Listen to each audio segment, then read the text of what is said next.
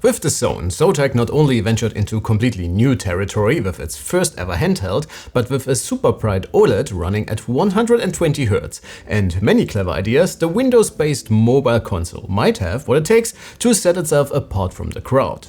But the competition is fierce, and while we may wait for proper second-gen refreshes, ASUS set the bar quite high with the relatively fresh Ally X. And if you're willing to stray away from the Windows world, the Steam Deck OLED has a lot going for it as well. Right off the bat though, the Zone nailed it when it comes to inputs with the best triggers and D-pad I have ever used on a handheld.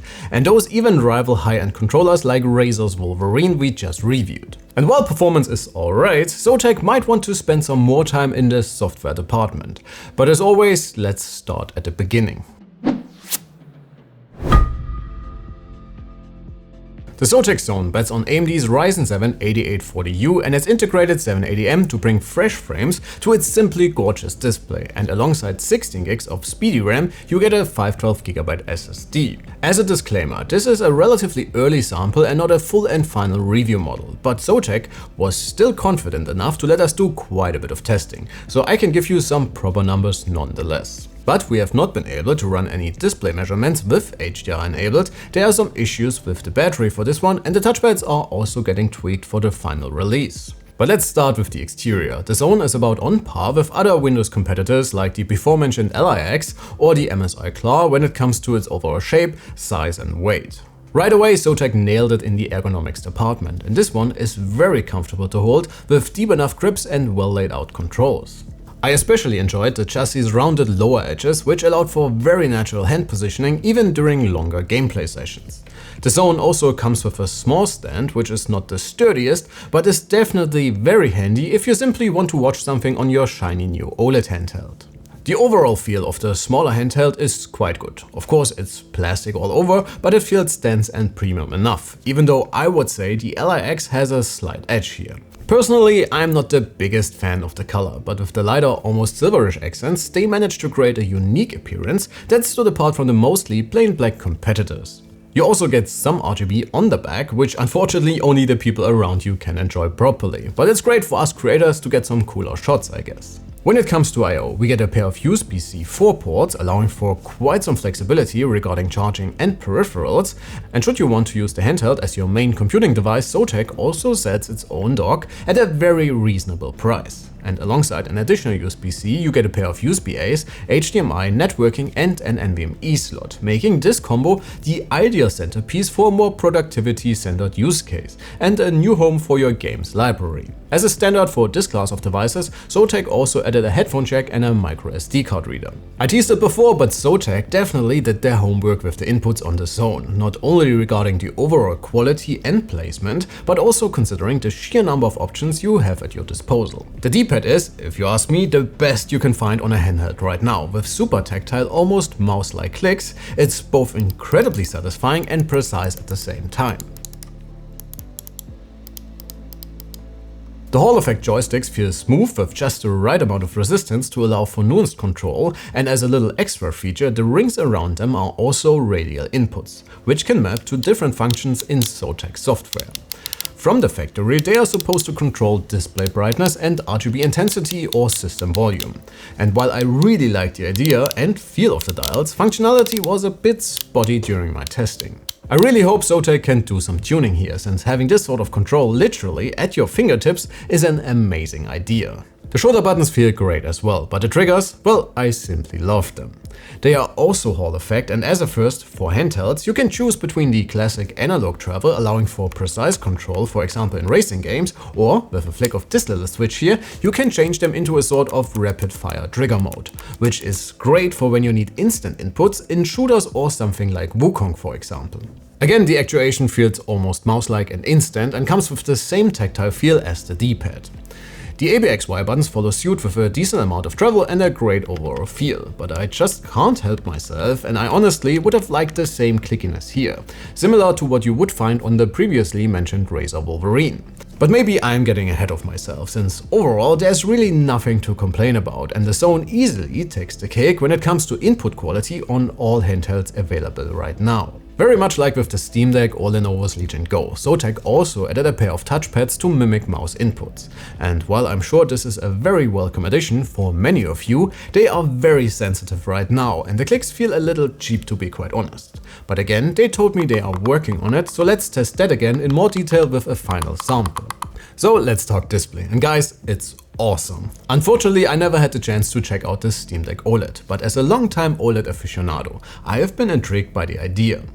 Ever since I heard the Zone will combine the display tech with the flexibility of a Windows-based handheld, I couldn't wait to try it. And for a good reason. Our measurements even exceed Zotac's brightness claims with more than 800 nits, typical OLED contrast goodness and great color gamut coverage. Factory calibration is pretty off though, with a very bluish overall color rendition, but if this would really bother you, especially on a device mostly focused on gaming, will be a very subtractive thing. Manual calibration improves things quite significantly, so I hope they will improve things in this regard with the final retail product. Subjectively though, well, if you can live with the pretty low PWM frequency of just 120 Hz, this is as good as it gets when it comes to handheld displays. The deep blacks and rich colors will make you experience your games in a completely new way, and going back to an IPS panel would be a very painful experience, to be honest. So how about performance? Well, given that we're not really dealing with a new CPU here, do not expect any surprises. And since the Zone does not come with any performance presets, but allows for some pretty in-depth tinkering, if you want to, I did most of our initial testing in the standard profile, which runs the Ryzen 7 and the 780M at around 16 to 18 watts. And to give you more info about what the Zone is capable of when you push it, or want to conserve even more power, I created some custom profiles at different wattages. When it comes to pure CPU grunt, which is arguably not that important for a gaming handheld, Zotac's first handheld either trails behind the competition or lands somewhere in the middle between its competitors. In our synthetic GPU tests, it's pretty much the same story. The Zone's very conservative standard setting definitely does not give you what Team Red 780M is capable of. But if you push it to the maximum of 30 watts, it can easily outpace most of the other handhelds we tested so far. However, it does come with a very significant trade-off when it comes to fan noise, but more on that later. To be quite honest, I do not quite understand why Zotac is not offering more performance profiles.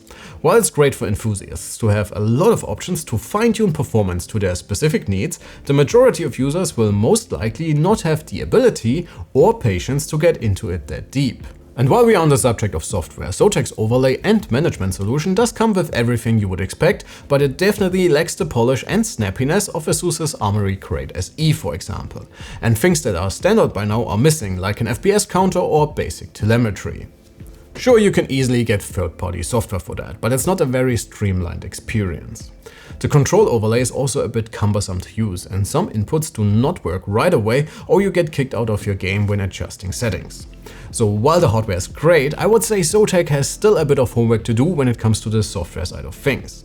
But to be fair, that is something all manufacturers struggled with at first, and I'm sure with enough user feedback and a little bit of time, we will hopefully see some improvements here. So how about gaming performance? Well, it's the same situation as before, either very low numbers in standard mode or very competitive results with the Ryzen running at 30 watts. In general, you will get roughly the same performance experience as with the other handhelds. And as is typical for all of them, you will have to do some tweaking to get an FPS experience that works for you.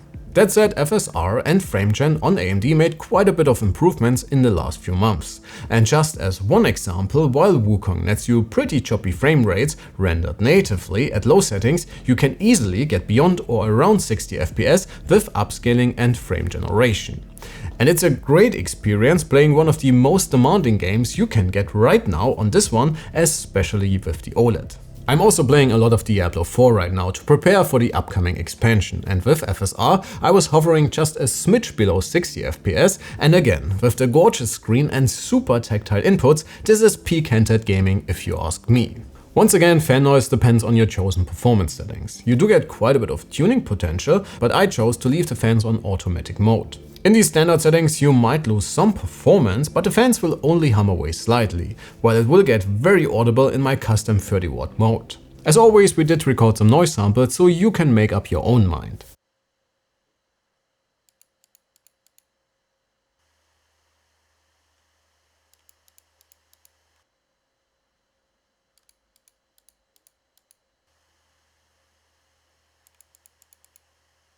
Usually we would talk about battery life right now, but since Zotac specifically said that the battery situation is not quite final with this one, I just did a quick and dirty cyberpunk run with the display at maximum brightness and in the zone's standard setting. So please take those numbers with a grain of salt for now, but to be quite honest, considering that most of our competitors here come with nearly the same battery capacity and less bright displays, it doesn't actually look too bad for the Zotac.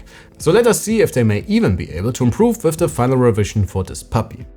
Alright folks, it's time to wrap it up. With the Zone we get another competitor in the still quite fresh but already quite crowded market that is Windows gaming handhelds, and with a gorgeous screen, amazing and basically class-leading inputs, a solid selection of well-priced accessories and comparable performance, if you tweak it, Zotac is off to a good start. Unfortunately, the launch price is very close to the Ally X, which may lack the OLED, but offers a bigger battery, a VRR screen and a much more streamlined and polished software experience. Personally, it would be a very tough decision between these two, but I do like OLEDs a lot, and those triggers and the D-pad.